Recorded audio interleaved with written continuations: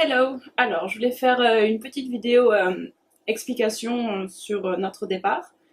Euh, alors, pourquoi on a choisi de partir? Déjà, moi en fait, je voulais faire une année de césure. Clairement, voilà, ça fait 3 ans que je fais des études veto et j'avais envie de faire une pause, de voir autre chose, de vivre autre chose. Et j'ai réussi à convaincre Alban, qui a bien voulu me suivre. Et pourquoi la Nouvelle-Zélande? Alors, bah, en fait, Alban, il aimait bien la destination. Et pour le convaincre de venir avec moi, je me suis dit, allez, la Nouvelle-Zélande, ça peut être cool. Et puis après, en fait, au fur et à mesure, on s'est renseigné. Et en fait, ça nous a paru comme une destination facile, en fait. Parce que tout est facile ici, que ce soit les papiers administratifs, que ce soit trouver un travail. Enfin, ça nous a semblé, en fait, une destination idéale pour partir comme ça sur une longue période sans trop se prendre la tête. Voilà. Alors, quels sont nos projets là pour les 8 mois? Donc on part 8 mois, hein, de décembre à août. Et en fait, on a prévu là de se poser, de travailler, donc de gagner un peu de sous, ensuite de voyager, puis probablement de nouveau essayer de travailler un peu et de revoyager.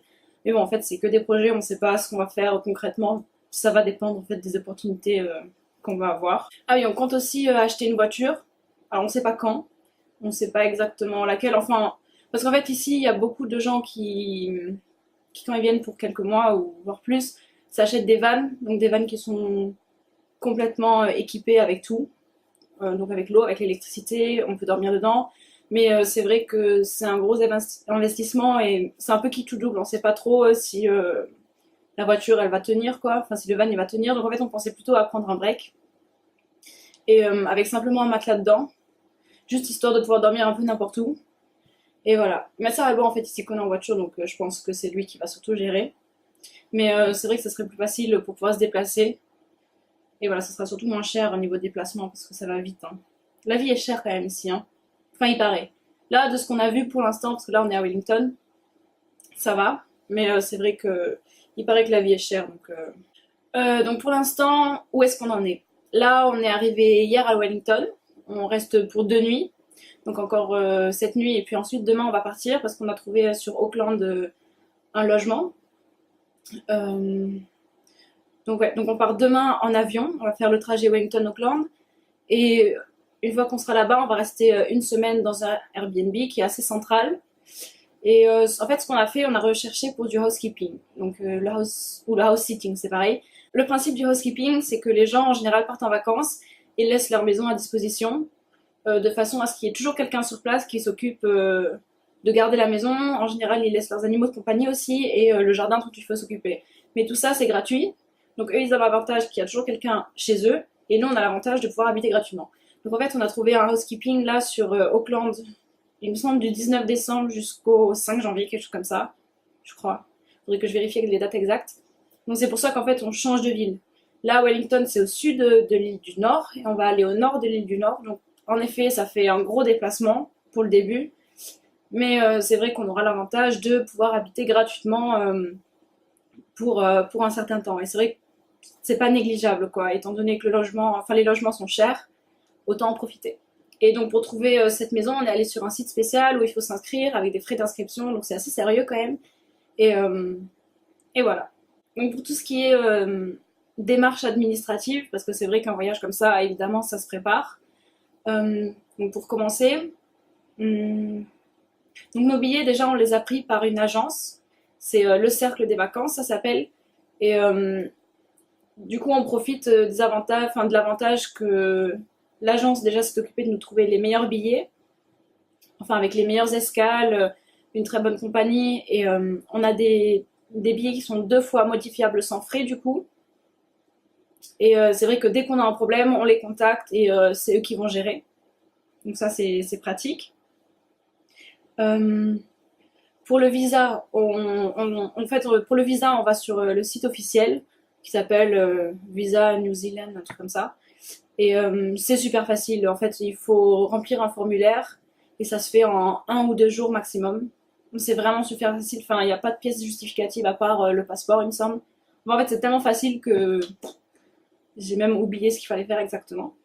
Mais ouais, c'est vraiment facile. Il n'y a pas de, comme pour partir au Canada ou quoi, des quotas de gens qui sont pris. Non, franchement, pour la France et pour la Belgique, parce qu'Alban il est parti avec son visa belge, c'est super facile. Pour l'assurance, on a pris l'assurance CCM. Donc c'est une assurance qui va couvrir les frais maladie, le rapatriement si besoin. C'est celle qui nous a paru la plus sérieuse et la plus complète en fait. Moi j'ai fait ma demande de permis international si jamais on a besoin de conduire ici. Après, d'après certaines sources, le permis français serait quand même accepté, mais c'est vrai que c'est toujours mieux d'avoir un permis international, au moins on se prend pas la tête. Par contre, la démarche est vraiment très très longue, ça dure 2 mois avant de le recevoir. Pour ce qui est du forfait téléphonique, avec Alban on a celui à 20 € chez Free, qui marche partout en Europe et qui marche aussi, il me semble, au Canada, en Afrique du Sud, en Australie, en Nouvelle-Zélande. Et je sais pas où il marche encore. Bon. Et on a appel illimité, texto illimité, et on a, je crois, 25 mégaoctets d'internet. 25 gigas. Donc c'est super, on garde nos forfaits français et tout ira bien, normalement. Ensuite, pour partir, il fallait aussi une attestation de fonds, donc pouvoir prouver qu'on a, il me semble, c'est 4200 $ néo-zélandais, quelque chose comme ça, qu'il faut avoir avant d'arriver sur le territoire néo-zélandais, pour au cas où, si on a besoin de repartir chez nous, d'avoir les fonds nécessaires pour s'acheter un billet.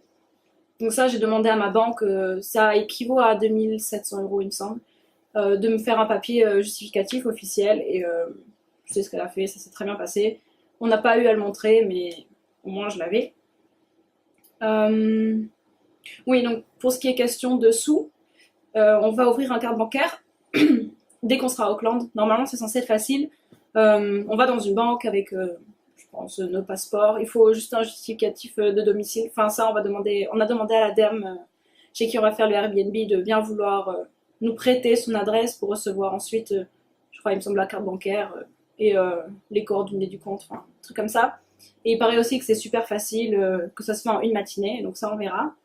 On vous dira comment ça s'est passé, mais voilà, c'est sûr qu'avoir un compte ici, ce sera beaucoup plus facile pour faire pour tout en fait, même pour le taux de change qui risque sinon de nous coûter très cher.